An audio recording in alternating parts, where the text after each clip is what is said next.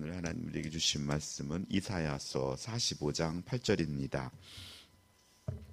이사야서 45장 8절로 17절 보겠습니다. 45장 8절부터 17절입니다. 천천히 우리 합독하겠습니다. 8절입니다. 하늘이여 위로부터 공의를 뿌리며 구름이여 의를 부를지어다. 땅이여 열려서 구원을 싹트게 하고 공의도 함께 움트게 할지어다. 나 여호와가 이 일을 창조하였느니라. 질그릇 조각 중 한 조각 같은 자가 자기를 지으신 이와 더불어 다툴진대 화에 있을진저 진흙이 토기장이에게 너는 무엇을 만드냐 또는 네가 만든 것이 그는 손이 없다 말할 수 있겠느냐. 아버지에게는 무엇을 낳았소 하고 묻고 어머니에게는 무엇을 낳으려고 해산에 수고를 하였소 하고 묻는 자는 화에 있을진저 이스라엘의 거룩하시니 곧 이스라엘을 지으신 여호와께서 이같이 이르시되 너희가 장래일을 내게 물으며 또 내 아들들과 내 손으로 한 일에 관하여 내게 명령하렸느냐. 내가 땅을 만들고 그 위에 사람을 창조하였으니 내가 내 손으로 하늘을 펴고 하늘의 모든 군대에게 명령하였노라. 내가 공의로 그를 일으키신지라 그의 모든 길을 곧게 하리니 그가 나의 성읍을 건축할 것이며 사로잡힌 내 백성을 갚음이 이루리라. 만군의 여호와의 말이니라 하셨느니라. 여호와께서 이같이 말씀하시되 애굽의 소득과 구스가 무역한 것과 스바의 장대한 남자들이 내게로 건너와서 내게 속할 것이요 그들이 너를 따를 것이라. 사슬에 매어 건너와서 내게 굴복하고 간구하기를 하나님이 과연 내게 계시고 그 외에는 다른 하나님이 없다 하리라 하시느니라. 구원자 이스라엘 하나님이여 진실로 주는 스스로 숨어 계시는 하나님이시니다. 우상을 만드는 자는 부끄러움을 당하며 욕을 받으리라. 다 함께 수욕 중에 들어갈 것이로되 이스라엘의 여호와여 구원을 받아 영원한 구원을 얻으리니 너희가 영원히 부끄러움을 당하거나 욕을 받지 아니하리로다. 아멘. 오늘은 창조의 주, 역사의 주라는 제목으로 말씀을 전하겠습니다. 하나님이 역사를 운행하시는 방법은 때로 이해하기도 수긍하기도 어렵습니다. 하나님은 하지만 그것은 우리가 무지하기 때문입니다. 하나님은 차질 없이 자기의 뜻을 성취하고 계십니다. 오늘 첫 번째 묵상하고자 하는 것은 8절에 이를 창조하시는 하나님입니다. 하나님은 온 우주도 창조하셨지만 또한 오늘 우리의 삶 속에 새 일을 창조하십니다. 42장에서 말씀하시는 택한 종을 43장 14절에는 한 사람인 그를 바벨론으로 보내시겠다고 하셨고 44장 28절에서는 바사왕 고레스를 언급하시더니 급기야 45장에는 기름 부음을 받은 고레스라 하시면서 그가 가는 길에 하나님께서 친히 앞서가시면서 그로 승리하도록 하시겠다고 하십니다. 그리고 하나님께서는 45장 3절에는 고레스에게 비밀스러운 보화를 주어 여호와 이스라엘의 하나님께서 이 일을 맡기셨음을 알게 하시겠다고 말씀합니다. 이와 같이 하나님은 바벨론의 이스라엘을 건져내시는 일에 파격적인 방법으로 흑암 중에 보화와 은밀한 곳에 숨은 재물을 고레스에게 주어서 자기 백성을 이스라엘을 구원하시고 고치실 것이라고 말씀합니다. 이 일은 공의로운 일이라 하십니다. 8절에는 표현하기를 이 공의로운 일을 창조하셨다고 합니다. 범죄한 이스라엘을 구속하시는 일은 새 일, 곧 새 창조하는 일이라 말씀합니다. 자기 백성의 다윗과 또 솔로몬과 같이 그런 백성들을 이용하시는 것이 아니라 저 이방의 고레스 왕을 일으키셔서 구원의 사역들을 감당했던 것을 볼 수 있습니다. 우리가 생각하는 것과 하나님이 하시는 일, 우리는 하나님의 그 뜻을, 그 지혜를 우리는 헤아릴 수 없을 때 우리는 말씀 안에서 믿음으로 신뢰하며 순종하며 나아가야 하는 것입니다. 여기 하늘과 땅으로부터 말미암은 공의와 구원은 다름이 아니라 여호와 하나님께서 페르시아 왕 고레스를 통하여 이루실 이스라엘의 구원입니다.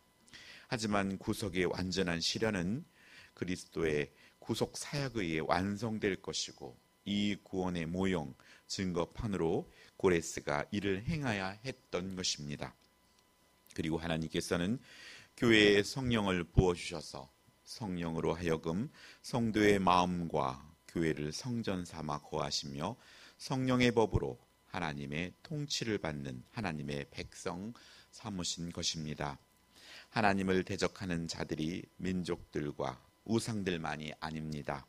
포로로 잡혀와 있는 이스라엘 중 적지 않은 자들이 하나님을 의심하고 있었습니다. 이들의 불평은 하나님께서 자기 백성을 돌보지 않으시고 그대로 내버려 두신다는 것입니다. 이들은 하나님께서 자기들을 건지시기 위해 이방인을 정하셨다는 사실이 좀처럼 수긍할 수 없었던 것입니다. 하나님께서 이들의 양보 없는 저항과 고집에 대하여 단호하게 말씀하십니다. 한 줌의 진흙덩어리였던 질그릇 한 조각이 토기장이에게 나를 왜 손도 안 달린 것으로 만들었냐고 반항하며 덤벼들 수 없는 것처럼, 하나님의 구속사역의 모든 결정권이 있는 하나님의 행사에 감히 누가 반기를 들겠느냐고 말씀하시는 것입니다.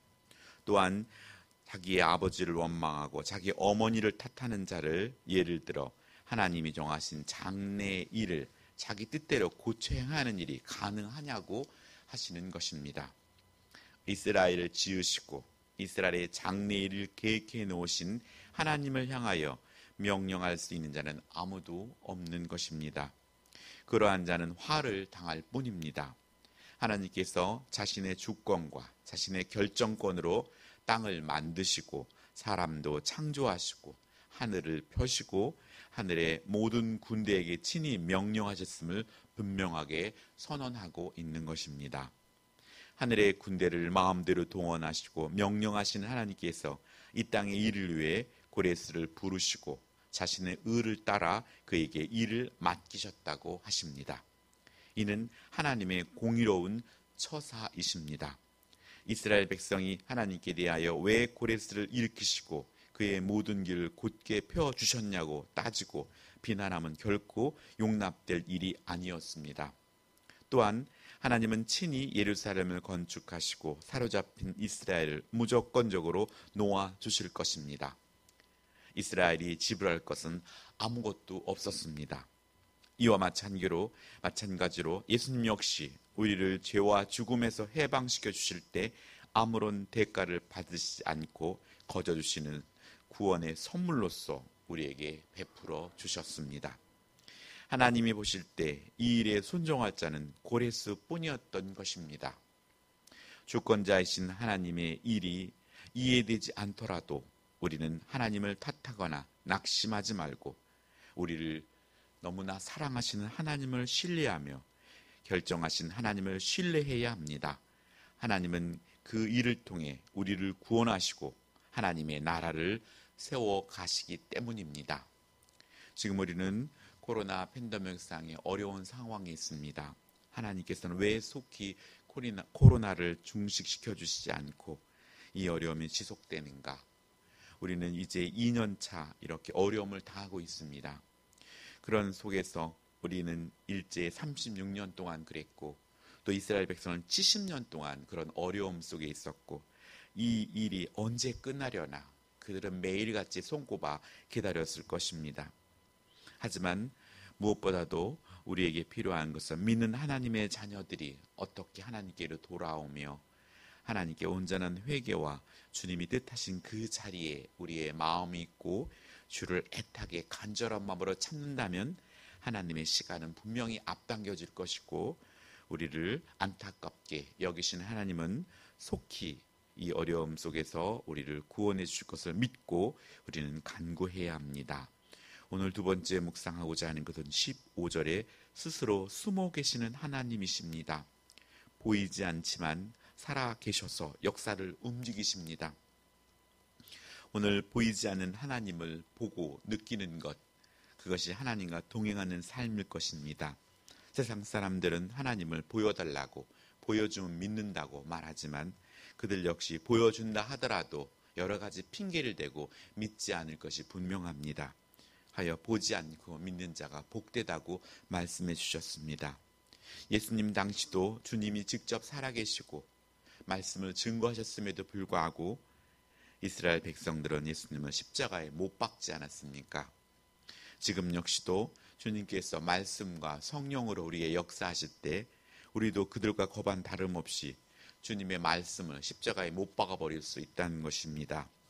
세상의 모든 일이 저절로 발생하는 것 같지만 그 배후에는 하나님의 섭리가 있습니다. 우리 눈에 보이는 파도를 일으키는 것이 보이지 않는 바람이듯이 역사의 파도 이면에는 하나님의 바람이 불고 있습니다. 내가 보는 파도 같은 현실은 무엇입니까? 그것 너머에 바람처럼 불고 있는 하나님의 선하신 뜻과 완전하신 섭리를 보는 시선을 잃지 말아야 하겠습니다. 자기 백성을 통한 세상 사람을 구원하실 것입니다. 다윗 시대, 솔로몬 시대에 비교할 수 없는 위용이 이제 이스라엘에게 갖추어질 것이라고 말씀합니다. 자신들을 하나님의 백성으로 받아달라며 사정할 때 하는 말은 하나님이 과연 내게 계시고 그 외에 다른 하나님이 없다 할 것입니다. 또한 하나님을 모른 채 우상을 섬기던 사람들이 우상을 버리고 우리에게 나오며 과연 너희와 함께 하시는 하나님이 참된 하나님이시다, 너희야말로 구원받은 영광스러운 사람이라고 고백할 일은 하나님께서 이루어 주실 것입니다. 또한 이렇게 이루시고 또 믿지 않는 자들과 불신자들에게는 살아있는 기간이 이 복음을 받아들일 기회입니다. 부자 나사로처럼 하나님 나라 지옥에 가서 후회해봤자 아무 소용이 없습니다. 깨달은 순간 그때는 늦은 때이기 때문입니다. 오늘 여기서 이스라엘은 혈통적 의미의 이스라엘에 한정되지 않고 예수 그리스도를 구속 사역을 통해 영적인 이스라엘에 가입하게 될 때 모든 그리스도인들이 이에 포함된다는 것입니다. 이들이 여호와 하나님의 은혜로 영원한 구원을 얻게 될 것입니다. 그러므로 누군가를 전도한다는 것은 그에게 영생이라는 선물을 주는 것과 다를 바 없기에 우리는 이 값진 선물을 하는 우리가 되어야 할 것입니다. 세상의 가장 큰 효도는 복음을 부모님께 전하는 것이고 가장 우위에 있는 것은 또 우리 형제들에게 복음을 전하며 하나님의 사랑으로 그를 사랑하는 것일 것입니다. 자녀를 가장 크게 사랑하는 것은 하나님의 말씀, 예수 그리스도를 전하며 구원의 자녀, 복된 삶을 사랑하는 것일 것입니다. 이것을 말만이 아니라 삶으로 그들에게 전하고 함께 주의 나라를 가기까지 우리는 믿음의 경주를 해야 할 것입니다. 오늘 하루도 파도치는 현실 넘어 불고 있는 하나님의 바람을 깨닫게 해달라고 기도하며 오늘 하루도 예수님의 이름으로 승리하는 저 여러분이 되기를 예수님의 이름으로 축복합니다. 기도하겠습니다. 하나님 아버지 감사드립니다. 새 일을 창조하시는 아버지 하나님, 아버지 하나님을 우리가 신뢰합니다. 내 생각과 내가 기대하는 것과 때로는 다르게 내게 말씀을 주시더라도 아버지 하나님이 내를 통해 가장 선한 것으로 또 이 땅에 가장 선한 것으로 창조하고 계시다는 사실을 믿고 말씀에 순종하며 나아갈 수 있도록 아버지 하나님 도와주시옵소서. 스스로 숨어 계신 하나님, 아버지 하나님, 그 이면에 모든 일 속에 뒤에 계신 하나님을 항상 신뢰하며 하나님이 내 앞에 펼쳐지는 이 일 속에 어떤 뜻과 의미를 담고 있는지 우리가 항상 하나님의 뜻을 헤아리며 그 뜻을 따라 살아갈 수 있도록 아버지 하나님 도와주시옵소서. 유아기적인 그런 신앙에 머무르지 않고 성숙한 하나님의 자녀가 되어서 하나님의 뜻이 무엇인지 분별하며 그 뜻에 따라 하나님의 그 시간 속에 그 장소에 우리가 있게 하여 주시옵소서. 감사드리며 예수님의 이름으로 기도드렸습니다. 아멘.